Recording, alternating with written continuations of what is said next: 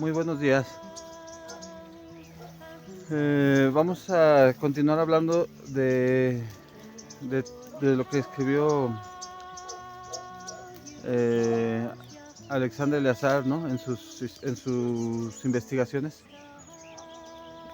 Eh, Vamos a contar un poquito también cómo, cómo contaba él que descubrió todas estos términos y traducciones, ¿verdad? Antes que nada, déjenme mandar un saludo al Argonaute y agradecerle que haya compartido en sus redes, eh, en su canal del Argonaute de Telegram. Y pues recordarles que también es bien útil ver sus videos. Explica con imágenes muy bonitas. Él sabe editar muy bien los videos y es una labor que ya tiene años haciéndola. Le agradezco que nos haya compartido para poder seguir divulgando estos conocimientos que nos heredó Eleazar, ¿verdad? Y recordarles la dirección de correo es para pedir información de los libros de Eleazar. Sería miropi2206@gmail.com.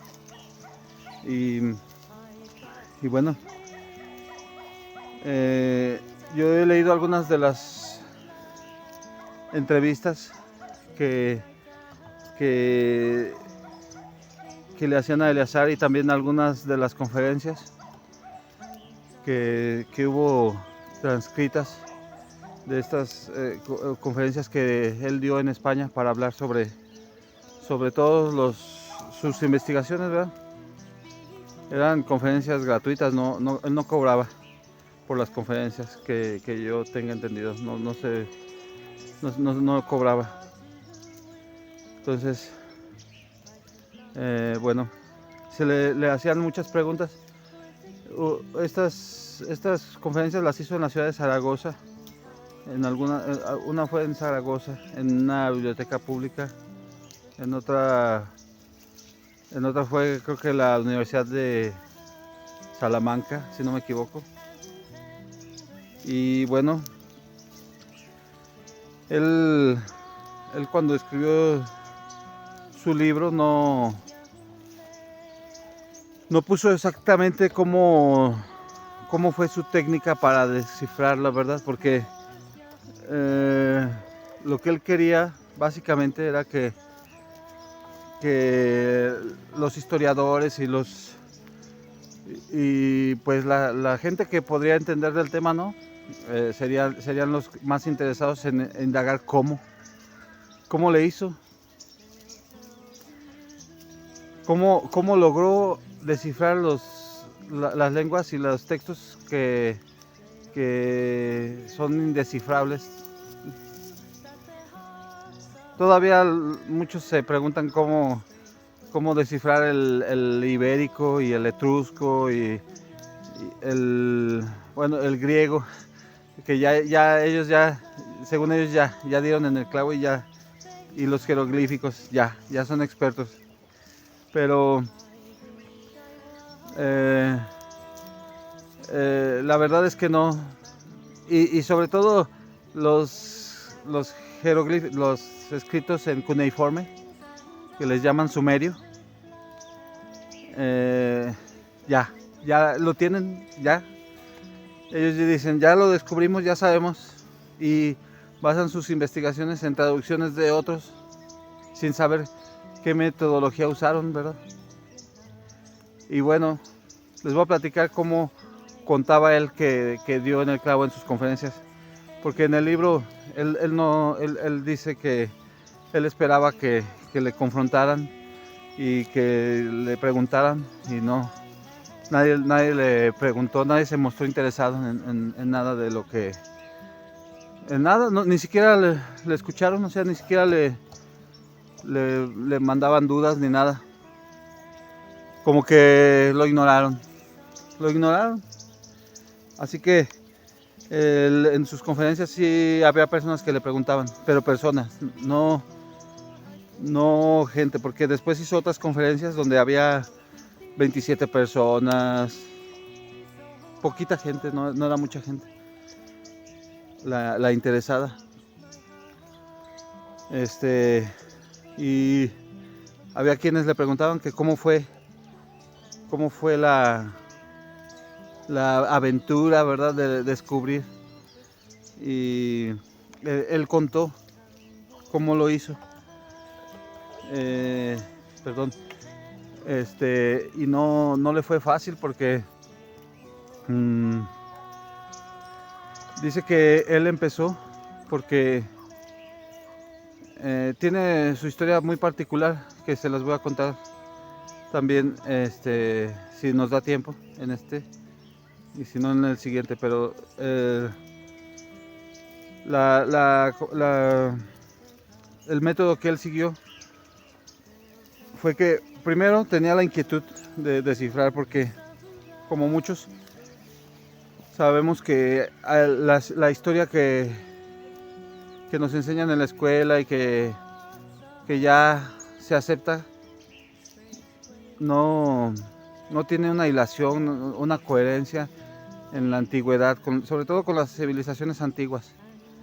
No se sabe exactamente quiénes eran los fenicios o por qué desaparecieron o los, por ejemplo, los romanos, en qué momento surgieron, ¿no? O sea, su historia, porque siempre se descubren muchas cosas nuevas, y aparte que las peleas y las guerras que tenían a veces como que no era lógico las cosas, ¿no? que se explicaban, las invasiones de los bárbaros y las invasiones así como que dices, ok, pues eran bárbaros, ok, entonces nada más porque querían ir allí, tenían envidia de Roma y ya querían ir a quitarles, ¿no?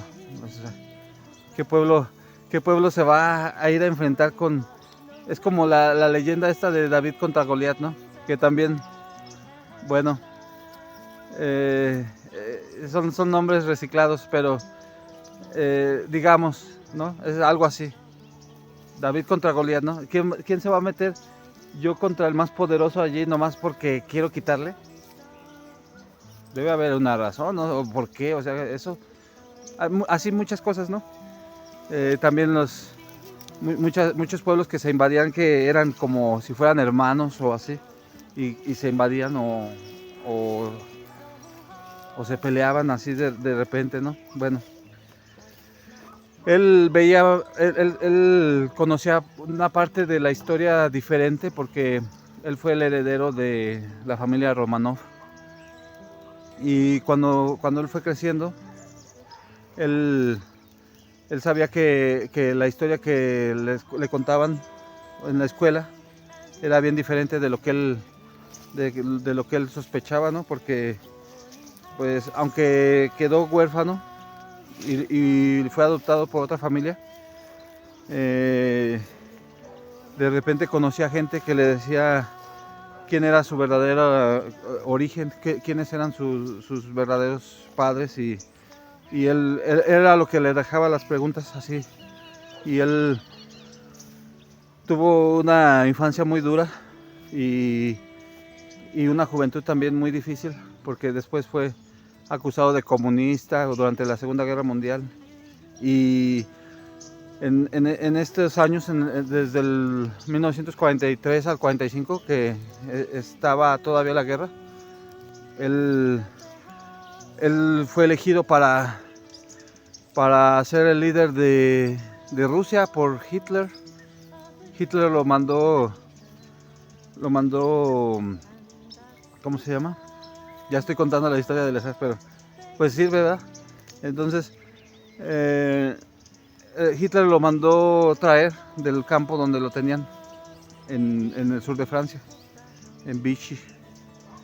Y cuando lo llevaron allí, antes de llevarlo con Hitler, lo llevaron con un duque. creo que era Luis de Hesse, si no me equivoco. Y él fue el que le ayudó también a que lo reconocieran como zar de Rusia, pero como que tenían un plan secreto los alemanes, pero como que querían vencer porque ya estaban desesperados, no podían ganar la guerra. Entonces querían la ayuda de Eleazar para que pudiera invadir Rusia, ¿no?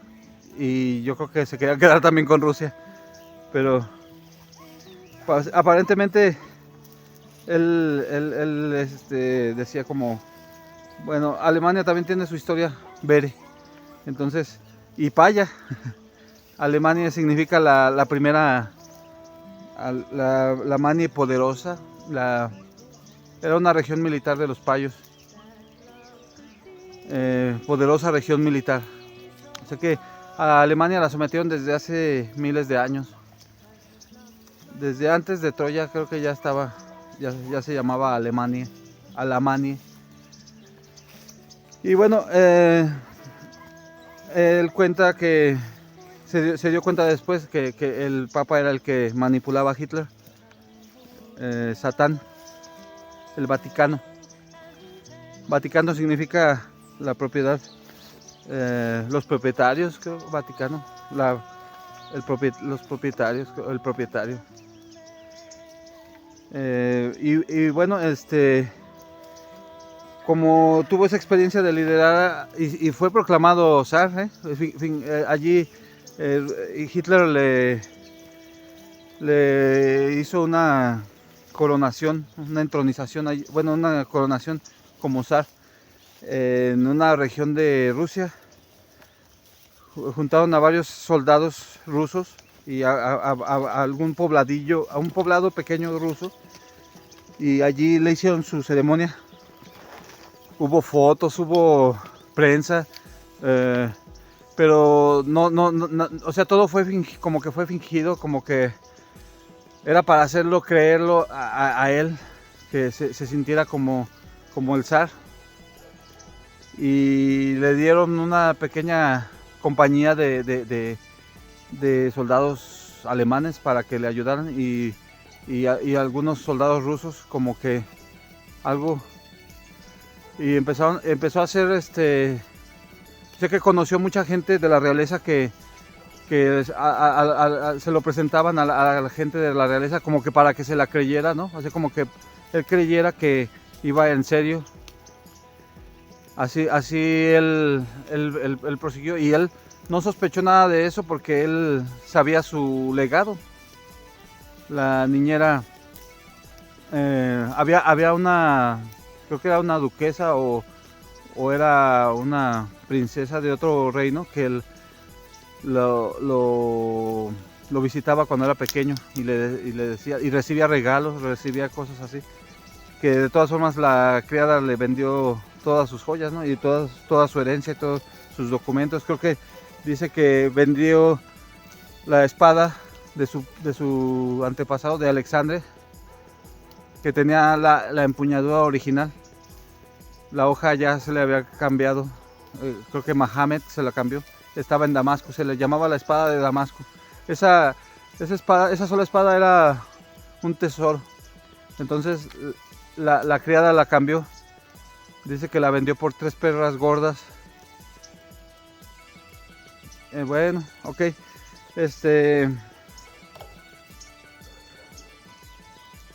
detalle es que Eleazar fue nombrado zar de Rusia, aunque no permaneció como zar después, porque al invadir, al tratar de conquistar territorios rusos que ya estaban los bolcheviques, él quería liberar Rusia, ¿verdad?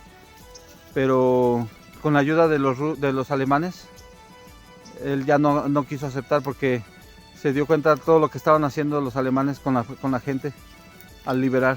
Entonces él no quiso aceptar eso, porque los alemanes cuando llegaban hacían monstruosidades con las poblaciones, y pues él sentía que era también su pueblo, ¿no? Rusia.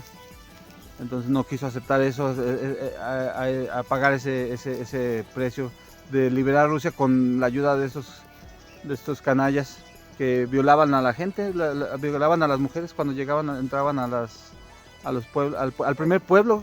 No aguantó más, porque y de hecho allí le sucedió un milagro, porque un soldado, cuando creo que era un capitán de los alemanes, el que les iba ayudando, le iba ayudando,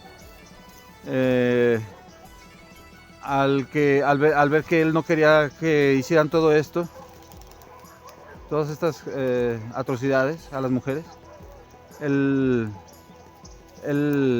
ya no quiso que le ayudaran, y quería seguir a fuerzas, ¿no? Quería seguir ayudándole, entre comillas, pero pues porque les gustaba, ¿no? Les gustaba la forma de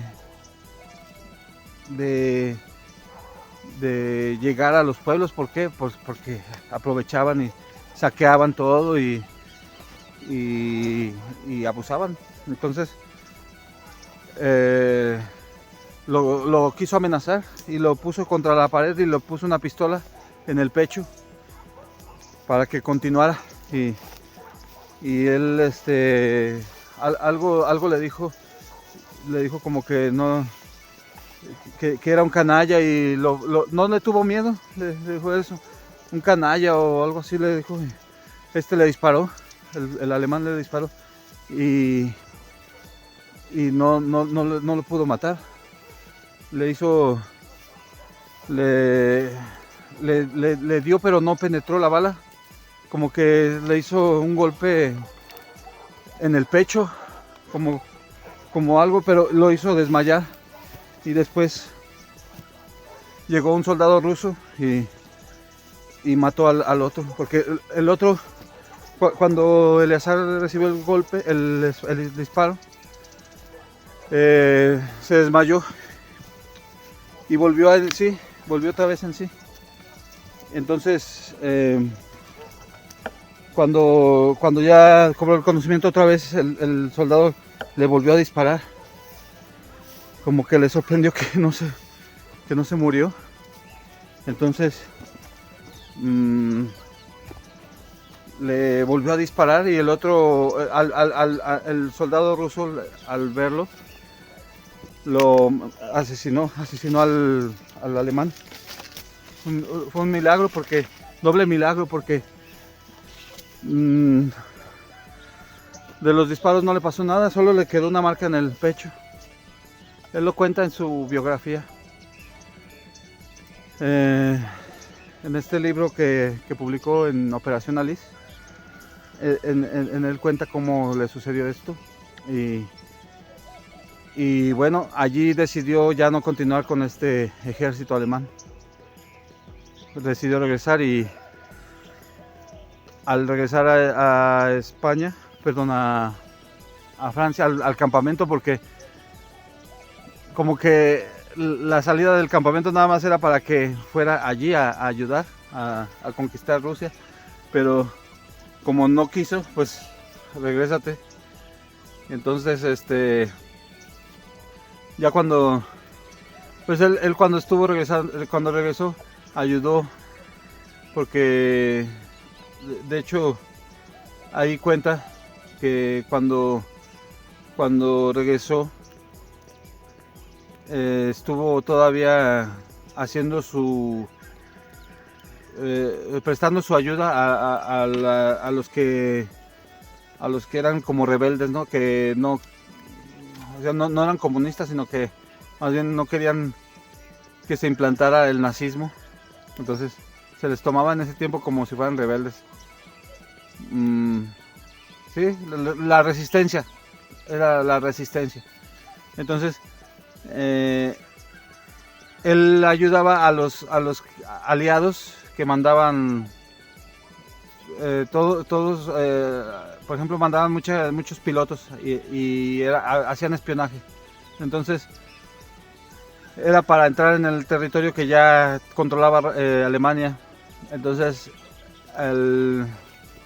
cuando ya hacían su misión de espionaje y para regresar a llevar la información, entonces él les ayudaba. y disfrazaba a los heridos, a los que quería ayudar, los disfrazaba con uniformes del campo de concentración. Los vestía como si fueran internos y los metía adentro en la noche. Tenía ayuda de algunos guardias porque se los ganaba, pero no de todos, solo algunos. Entonces cuando él sabía quién estaba de guardia, decidía si ayudar a alguien o no, si podía entrar, si no se esperaba que hubiera alguien que le ayudara y ya. Entonces él aprovechaba y los curaba, porque allí tenía amigos también que eran judíos y le ayudaron. Uno de ellos era doctor médico y también le ayudaba a curarlos. Les daba de comer y cuando se recuperaban ya los despachaba. Los hacía los llevaba, les decía por dónde irse para así, y como que había una red así, porque como que había lugares en cabañas o en establos o así que les ayudaban y tenían como contraseñas para poderse. Está interesante, ¿no? De película, pero o sea que el chiste es que él sabía algo diferente y de hecho ya para continuar con la historia de cómo descifró, el detalle es que cuando a uno de estos prisioneros que le ayudó, le contó, bueno, no prisioneros, de los espías de la resistencia que les ayudó, uno de estos le contó que había visto, era un ingeniero, había visto una población en Alemania que estaba muy extraña porque tenía todas, o sea, las calles y todo como si fuera vacía, como así como desierta, como fantasma, ¿no? Y que allí como que sospechaba que había una operación encubierta de alguna fabricación de algo porque estaba muy, o sea, como él era ingeniero, él analizaba qué instalaciones había y qué así, y lo que se podía hacer. Entonces decía que ahí podían entrar y salir vehículos sin ser vistos y como que hacían muchas operaciones extrañas, ¿no? En la noche y así. Entonces él allí lo cuenta en el libro, pero bueno, Eleazar lo que hacía era cuando necesitaba mandar información urgente, la mandaba por clave de radio, la mandaba por una banda como de CB, ¿sí? o algo así, pero la mandaba en una contraseña y con un usuario, era conocido como, no recuerdo su apodo que tenía, pero para saber que llegaba bien alguna persona que él mandaba y saber si llegaba o no llegaba, les pedía que cuando llegaran a Inglaterra le mandaran un saludo, ¿no? Eleazar escuchaba la radio de Inglaterra para saber quién llegaba y quién no llegaba. Entonces así él sabía si funcionaba pues lo que él hacía, ¿verdad?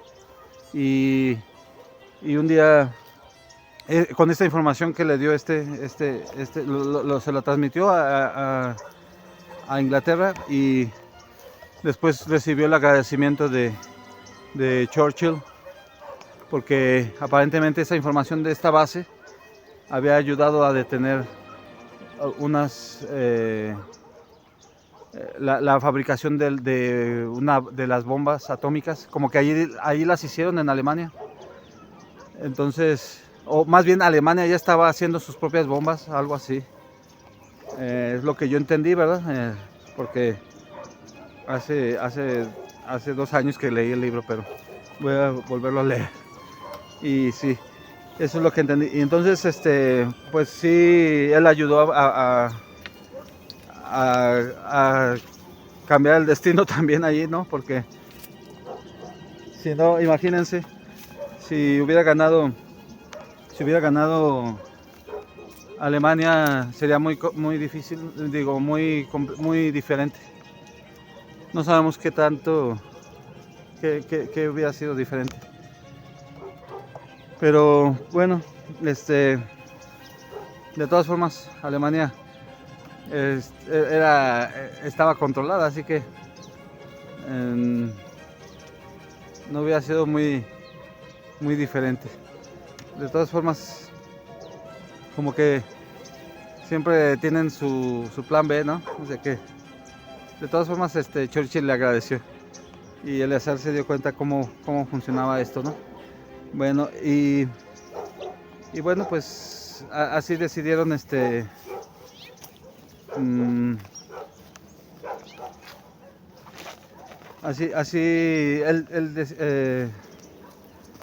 perdón, me perdí, ahora voy a continuar con la historia de cómo tradujo.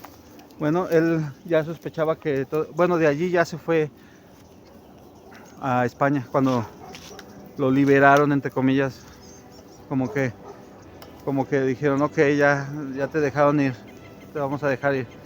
Lo dejaron ir y le dieron unos documentos de que ya había sido liberado y que, pues, como que ni siquiera se reconoció ninguna nacionalidad de él, o sea, como que nada más tenía ahí un salvoconducto, o sea, no tenía como documentos de nada. Y pues por eso ya como que después le fue difícil pasar a España, porque allí tampoco pudo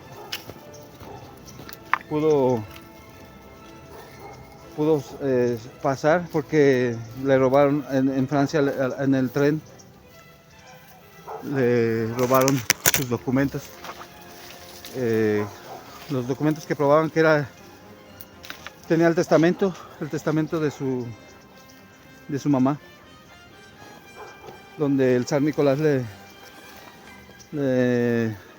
dejaba, pues le decía que su madre era la heredera, ¿verdad?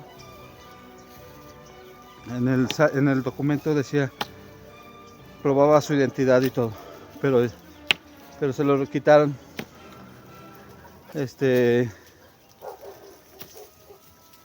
Como que ya lo tenían rastreado, como que ya sabían, y nada más lo quisieron usar para eso.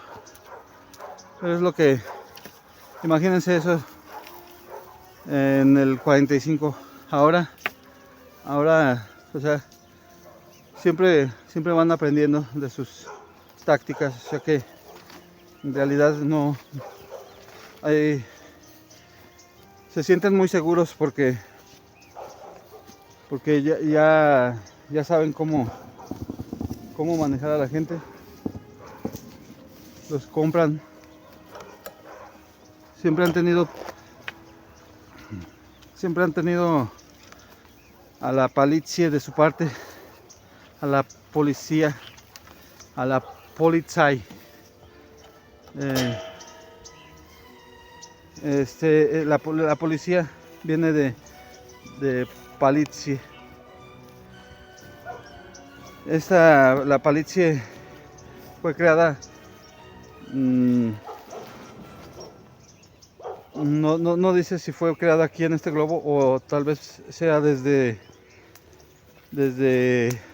antes, pero el origen de la Polizei eran los hijos del padre, los que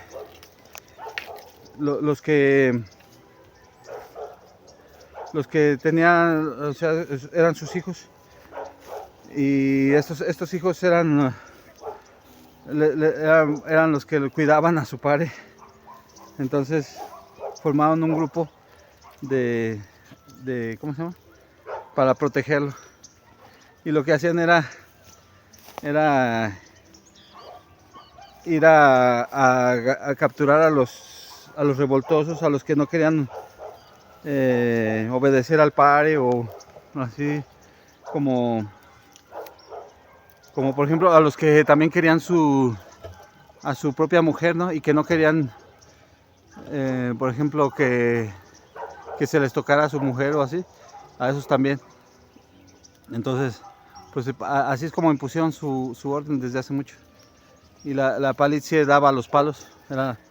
También significa como que el palo que habla, o el pale que habla. It's es hablar, o el que manda, ¿verdad? Pero ya es muy vieja y siempre la han controlado. Por eso Eleazar dice que en el Edén no existe la policía. O sea, no tenemos que cuidarnos, no tenemos que necesitar a alguien que nos cuide, si no hay nadie que haga daño, ¿no? No sé.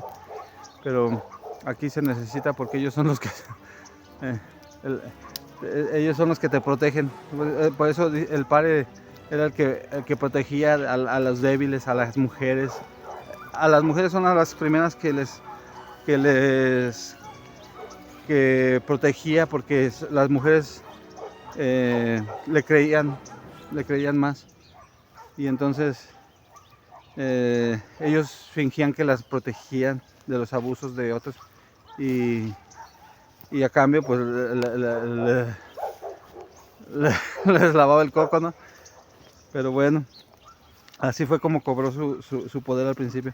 Y ya después, si había algún listillo o uno más astuto, pues lo quitaba al que estaba allí.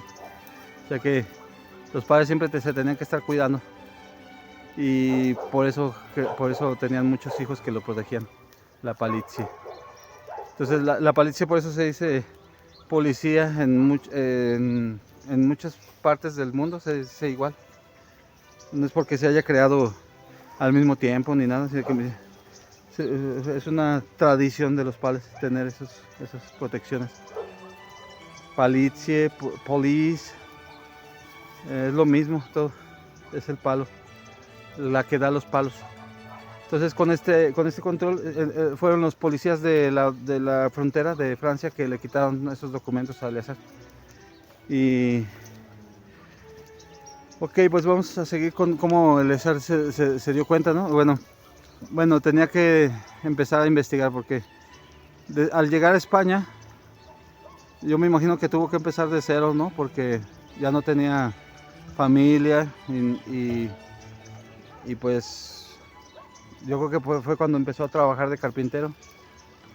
Y ya después ya cuando estaba más grande, fue cuando ya empezó como que hubo crisis en España, y él no tenía mucho trabajo, y fue cuando aprovechó, porque él dijo, fue cuando tuve tiempo de poder dedicarme, porque pues con el trabajo no podía. Entonces siempre pasan las cosas por alguna situación, ¿no? Son las que nos hacen hacer cosas diferentes. Si no suceden algo, no lo hacemos. Entonces él se puso a investigar el disco de Faistos. Él quería investigar el significado de los símbolos, y empezó con este disco de Faistos. Dice que tardó como 2 años en descifrar el primer símbolo, que agarró un diccionario de euskera a español, y allí fue símbolo por símbolo, palabra por palabra, tratando de comprobar los significados, y no dice con cuál símbolo empezó, pero dice que le costó mucho el primero. Y cuando ya dio con o sea que no se rendía. Imagínense, 2 años. Cualquiera se hubiera rendido. Cualquiera se hubiera rendido a la semana o un día investigando, y ya te rindes, ¿verdad? Él 2 años y no se rendía. No se sabe, ¿verdad? Él dice que en ocasiones pedía a Dios que le ayudara y le diera inteligencia. Entonces, pues él sabía cuál era su herencia, entonces siempre creyó en Dios Todopoderoso. Entonces, siempre hablaba con él, siempre le pedía. Entonces,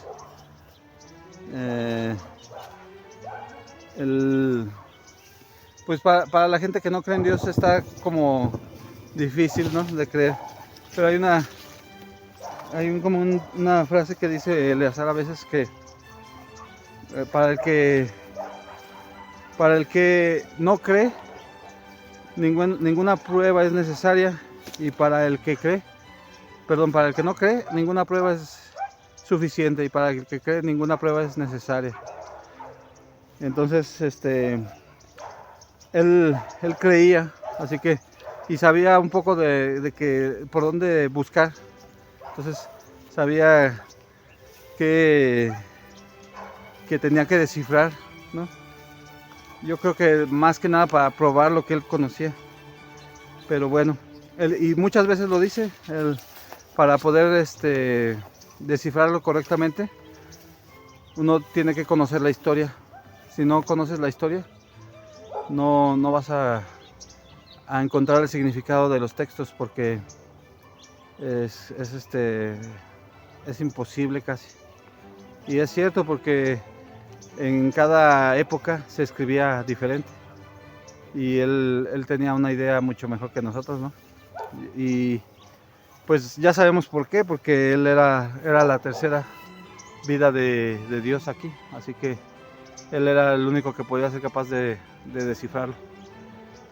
Y bueno, tenía que empezar de cero. O sea, empezó con este disco de Faistos, 2 años, y dice que después de ya empezó a saber cómo acomodar los símbolos, y así poco a poco, hasta que lo descifró completamente. También se tardó años, ¿verdad? Ya poco a poco fue empezando a entender más símbolos, y empezó a agarrar más textos diferentes. Después dice que llegó un momento que le faltaron textos para traducir, y él visitaba museos, él visitaba países. Él fue a Siria, a Grecia, a muchos lugares, hasta México. Entonces, él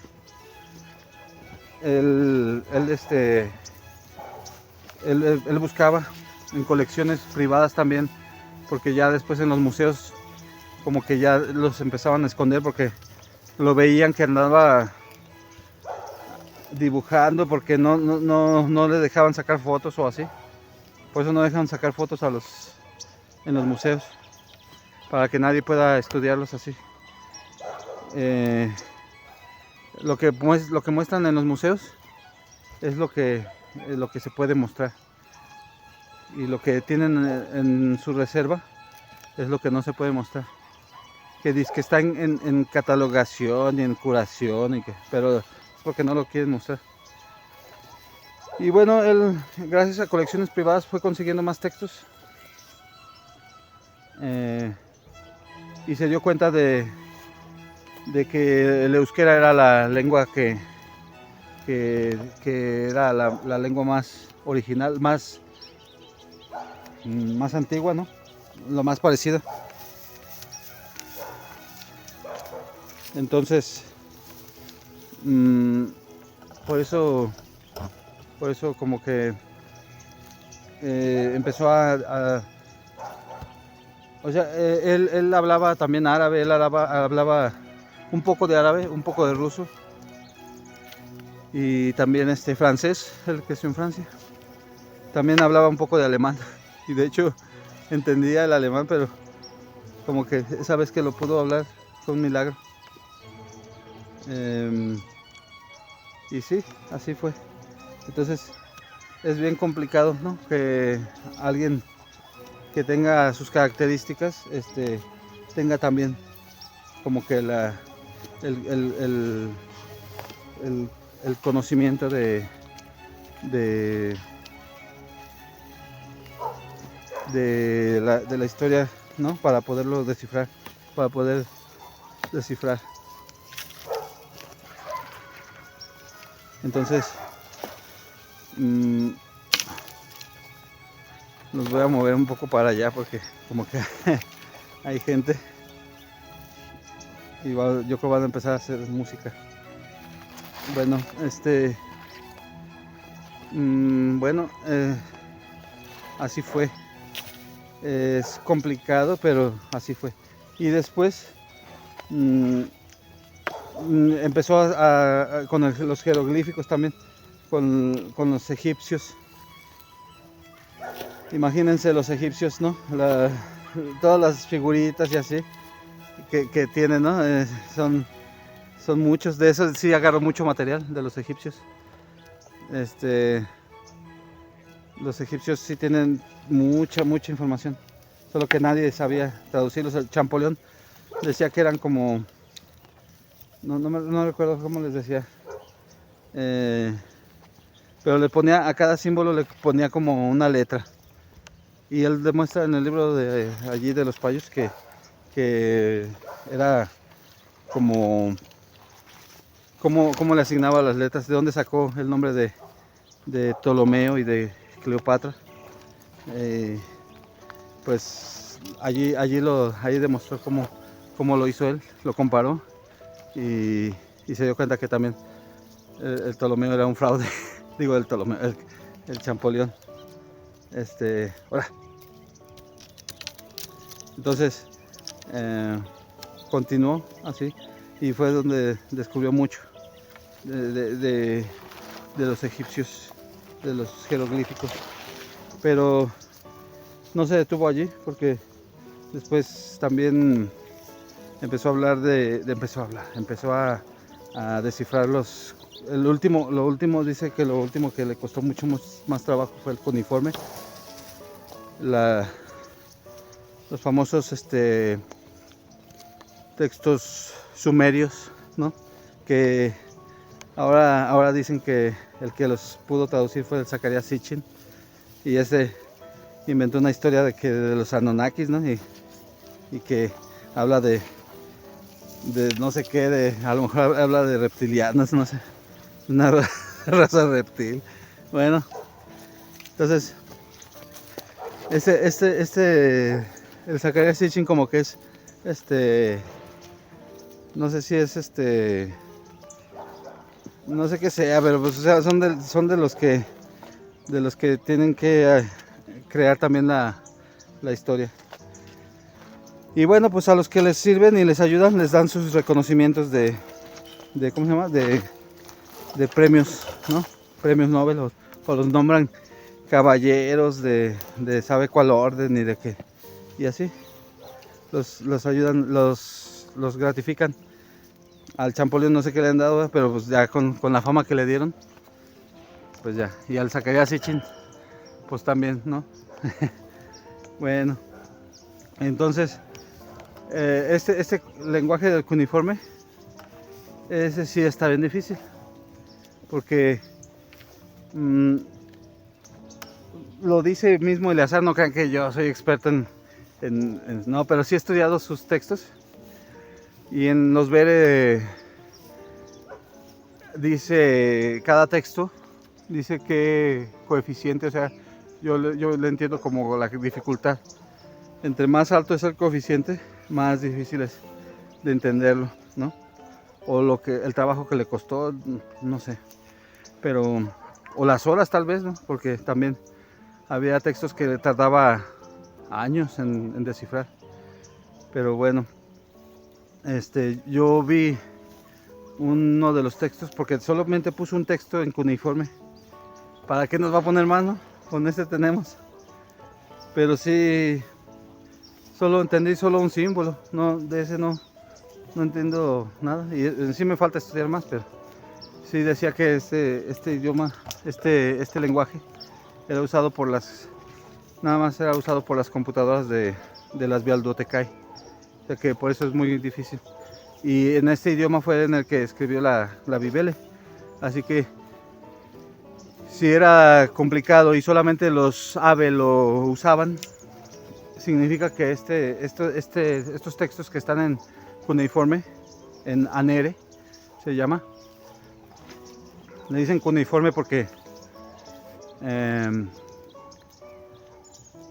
tiene como puros palitos, así como que los hacían en arcilla con una puntita de un palito así, y con ese escribían, pero significa que estos textos son la Biblia original, ¿verdad?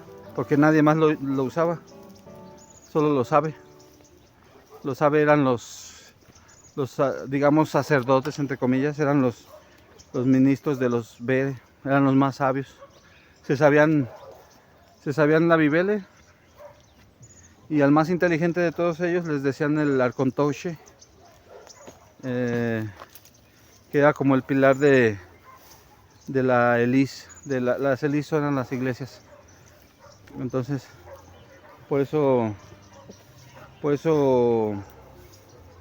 fue muy complicado de entender, porque era para las computadoras, pero era pues el lenguaje que conocía Jesús, así que este lenguaje lo tuvo que descifrar Eleazar. Imagínense, así estaba en la Biblia que iba a ser. Eleazar iba a poder ser el que tenía que recordar toda la historia, pero con mucho esfuerzo, porque tenía que descifrarlo. Y pasó 20 años así. En muchas ocasiones él no festejaba en los días festivos, él no descansaba.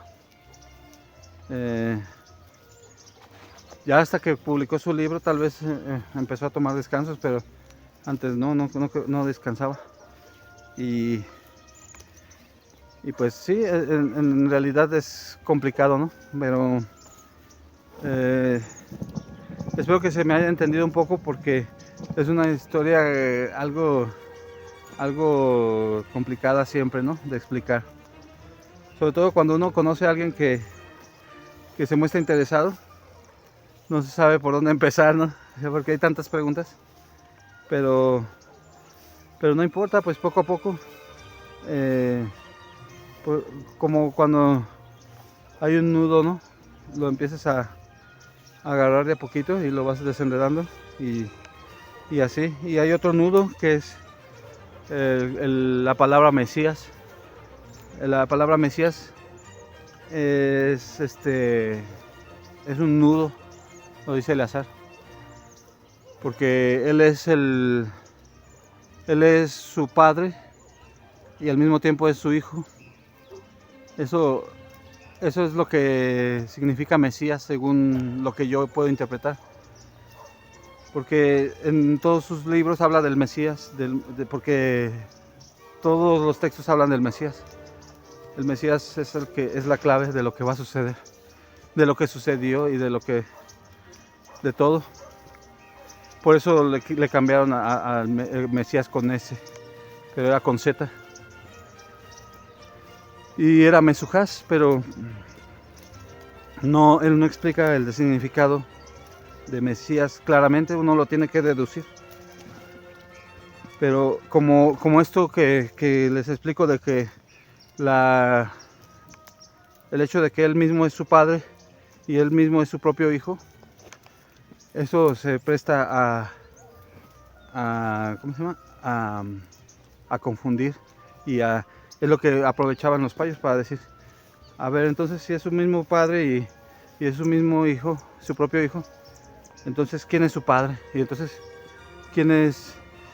O sea, él es y hacían un juego de palabras y empezaban a hacer mucho rollo. Pero después les voy a platicar más sobre esto, porque ya está un poco largo. Espero que les haya gustado e interesado, y que pues hayan aprendido, aunque sea alguna cosita, ¿no? Si me equivoco, que Dios me perdone, porque no quiero echar mentiras, pero nos sirve para ir analizando cosas. Aunque aunque ustedes lo interpreten diferente, eso de todas formas nos ayuda porque así es como nos replanteamos cosas, ¿no? Que yo honestamente quiero dar mi más sincera opinión sin cambiar los hechos, porque yo sí creo que él nos observa y que siempre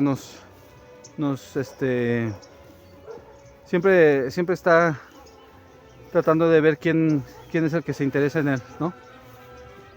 Eso quiero creer. Bueno, de todas formas, les agradezco, muchas gracias. Hasta la próxima.